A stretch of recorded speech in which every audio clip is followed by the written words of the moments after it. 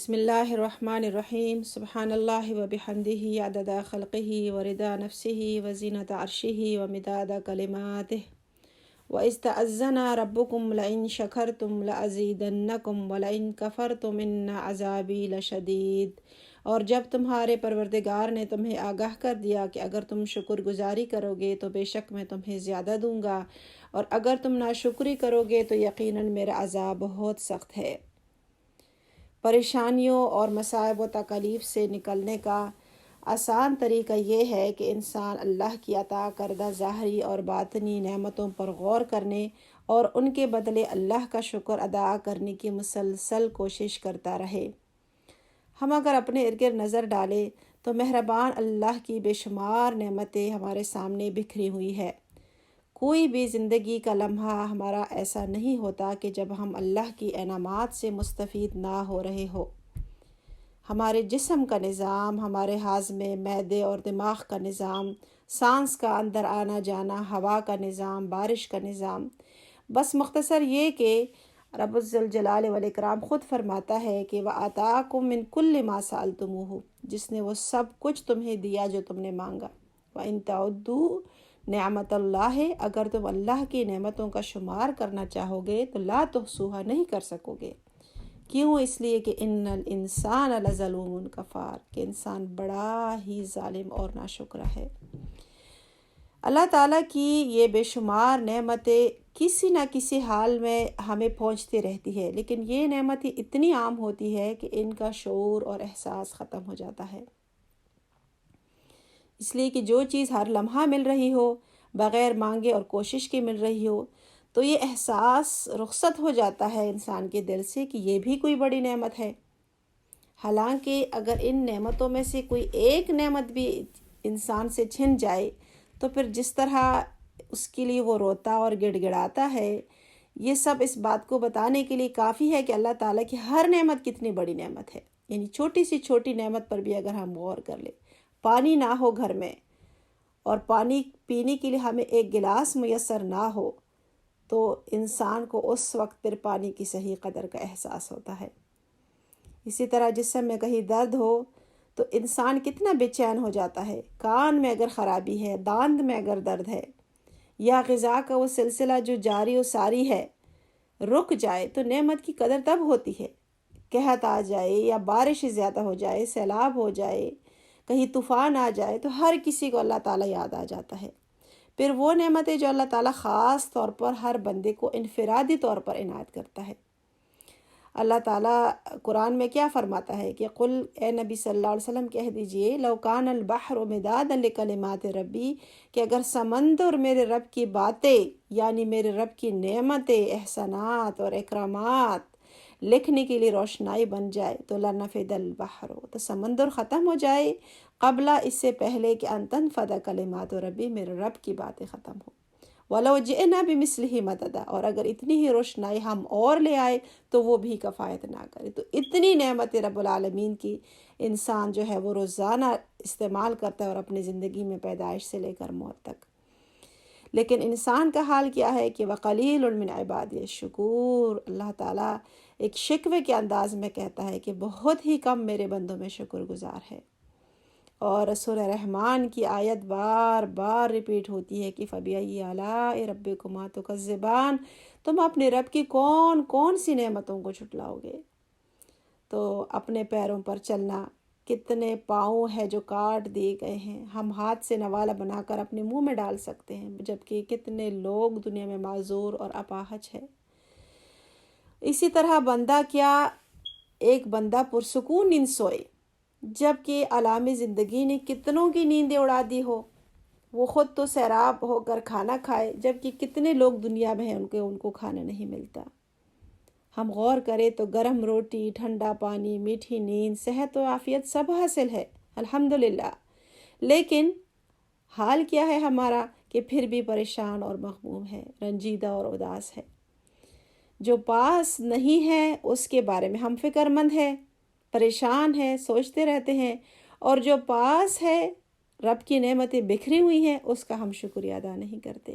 اللہ تعالیٰ قرآن میں بہت خوبصورتی سے اس کا ذکر کرتا ہے کہ یعرفون، وہ خدا کی نعمتوں سے واقف ہے، یعرفون نعمت اللہ ثم ینکرونہا، پھر بھی وہ واقف ہو کر اس سے انکار کرتا ہے، وَأَكْثَرُهُمُ الْكَافِرُونَ، اور اکثریت کا حال یہ ہے کہ وہ ناشکر ہے۔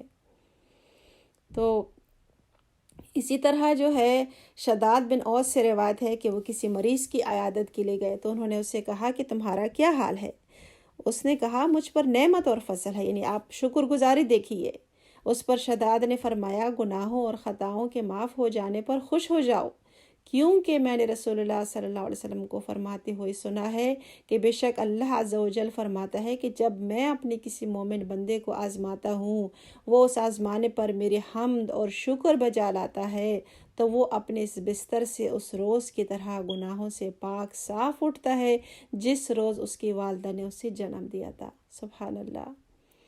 تو شکر گزاری کی یہ صفت جس کا بیان ہوا، انسان اپنے اندر کیسے پیدا کرے، اس کے لیے چند باتوں پر عمل انتہائی ضروری ہے۔ اس میں سب سے پہلی بات یہ ہے کہ امام حراوی کی کتاب منازل السائرین کی تشریح میں ایک اسکالر بہت خوبصورتی سے کہتا ہے کہ جتنا زیادہ تم کسی کو پہچانو گے اتنا زیادہ تمہارے اندر اس کے بارے میں شکر گزاری کی کیفیت پیدا ہوگی، یعنی انسان جتنا زیادہ جانے گا اتنا زیادہ اس کے بارے میں وہ شکر گزار ہوگا۔ اور جب اللہ رب العالمین کے ساتھ یہ معاملہ انسان کا ہو تو اللہ کو کیسے ہم پہچانے؟ اللہ رب العالمین کی خوبصورت ناموں کے ذریعے، اللہ کے خوبصورت ناموں کے ذریعے اللہ کی صفات اور کمالات کو انسان جانے۔ بے شمار نام اللہ کے رحمان، رحیم، کریم، ودود، غفور، ذوالجلال والاکرام، یعنی یہ تو وہ کچھ نام ہے کہ جس کا ذکر قرآن میں ہے، ہمارے سامنے ہے۔ کچھ نام ایسے ہیں جس کا اللہ تعالیٰ نے ذکر ہی نہیں کیا ہے۔ تو ان تمام ناموں کے ذریعے سے رب العالمین کی صفات اور کمالات کو جانا۔ اور دوسری ضروری بات یہ ہے کہ انسان مسلسل اس بات پر غور کرے کہ اللہ تعالیٰ نے جو نعمتیں بھی اس کو دی ہے وہ بغیر کسی استحقاق کی دی ہے، یعنی وہ کوئی اس کا مستحق نہیں تھا، نہ انسان کا خدا پر کوئی حق تھا اور نہ ہی انسان نے خدا کی کسی نعمت کا معاوضہ ادا کیا، اور پھر وہ ذات جب چاہے اپنی ہر نعمت کو اسے چھین سکتا ہے۔ یعنی آج ہم کسی گھر کے مالک ہیں، اللہ نہ کرے کل ہمارے ہاتھوں میں کسائے گداگری ہو۔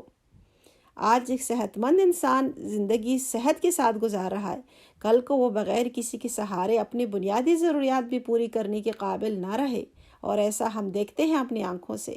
تو اللہ تو سب کچھ کرنے پر قادر ہے۔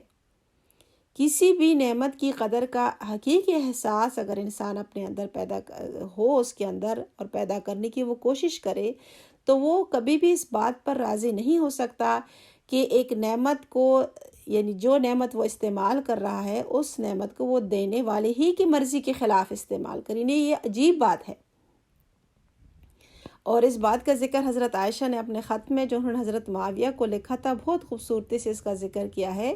وہ کہتی ہے کہ جس شخص پر انعام ہوا ہو اس کے اوپر کم سے کم، یعنی کم سے کم جو ذمہ داری عائد ہوتی ہے وہ یہ ہے کہ وہ اس انعام کو اس کی نافرمانی کا ذریعہ نہ بنائے جس نے وہ انعام اس پر کیا ہے۔ یعنی اللہ تعالیٰ نے جو نعمتیں مجھے اور آپ کو دی ہے، یہ تمام نعمتیں، وہ صحت ہے، عافیت کی زندگی ہے، ہمارے پاس وقت ہے، ہماری صلاحیتیں ہیں، ہماری اولاد ہے، ہمارے گھر ہے، خوبصورت کھانے ہیں اللہ ہمارے سامنے، اور ان کھانوں کے ذریعے سے ہمیں جو انرجی ملتی ہے، ان کو ہم اللہ تعالیٰ ہی کے نافرمانی کے کاموں کا ذریعہ تو کم سے کم نہ بنائیں۔ یہ تو واقعی سخت ناشکری ہو جائے گی۔ اور تیسری بات یہ ہے کہ آدمی ان لوگوں کے حالات پر نگاہ ڈالے کہ جو اسی خدا کے بندے ہیں جس کا بندہ وہ ہے، لیکن ان لوگوں کو ان نعمتوں میں سے کوئی بھی نعمت حاصل نہیں جو اس کو بڑی وسعت کے ساتھ حاصل ہے۔ اور اس بات کا ذکر اس طرح اس حکایت سے ہم بخوبی جان سکتے ہیں کہ حضرت سعدی کی ایک حکایت ہے کہ وہ فرماتے ہیں کہ اپنی سیر و سیاحت کے سلسلے میں وہ دمشق پہنچے تو ان کی جھوٹی پڑ چکی تھی، اور ان کے پاس اتنے پیسے نہیں تھے کہ وہ نئی جوتی خرید سکتے۔ وہ فرماتے ہیں کہ اپنی اسی غربت کے سبب سے دل میں نہایت ملول تھا اور بڑا جو ہے وہ پریشان تھے۔ فرماتے ہیں کہ اسی دل گرفتگی کے ساتھ شہر کی مسجد میں داخل ہوا، وہاں پہنچا تو میری نظر ایک ایسے شخص پر پڑی جس کے سرے سے پاؤں ہی نہیں تھے۔ اب آپ دیکھیں ذرا، اس کو دیکھتے ہی دفعتاً اپنے رب کے آگے سجدے میں گر پڑا کہ اس رب کا لاکھ لاکھ شکر ہے کہ اس نے مجھے جوتی نہیں تو پاؤں تو ضرور دیے ہے۔ اسی طرح میرے پیارے نبی صلی اللہ علیہ وسلم کا کیا حال تھا کہ اس قدر قیام فرماتے کہ آپ کے پاؤں سوج جاتے. تو آپ سے عرض کیا گیا کہ آپ اتنا طویل قیام کیوں کرتے ہیں جب کہ آپ کی اگلی پچھلی سب لغزشیں معاف کر دی گئی ہے؟ تو نبی صلی اللہ علیہ وسلم نے فرمایا تو کیا پھر میں اس کا شکر گزار بندہ نہ بنوں؟ اسی طرح شکر کا اجر رسول اللہ صلی اللہ علیہ وسلم نے فرمایا کہ سب سے پہلے جنت میں بلائے جانے والے وہ لوگ ہوں گے جو خوشی اور سختی دونوں وقت اللہ کی تعریف کیا کرتے تھے. اور رسول اللہ صلی اللہ علیہ وسلم نے مجھے اور آپ کو بہترین دعائیں بھی ذکر کی، شکر کرنے کی سکھائی ہے. ربی اعنی علی ذکرک و شکرک و حسن عبادتک، اے میرے رب اپنے ذکر و شکر اور اپنے بہترین خالص عبادت کرنے پر میری مدد فرما. اسی طرح نبی صلی اللہ علیہ وسلم دعا مانگتے ہیں اور ہمیں بھی یہی دعا سکھائی ہے. اللہم انی اعوذ بک من زوال نعمتک و تحول عافیتک و فجاءت نقمتک و جمیع سخطک. اے اللہ میں تیری نعمت کے زائل ہو جانے، تیری عافیت کے بدل جانے، تیرے عذاب کے ناگہاں آ جانے سے اور تیری تمام ناراضیوں سے تیری پناہ چاہتا ہوں.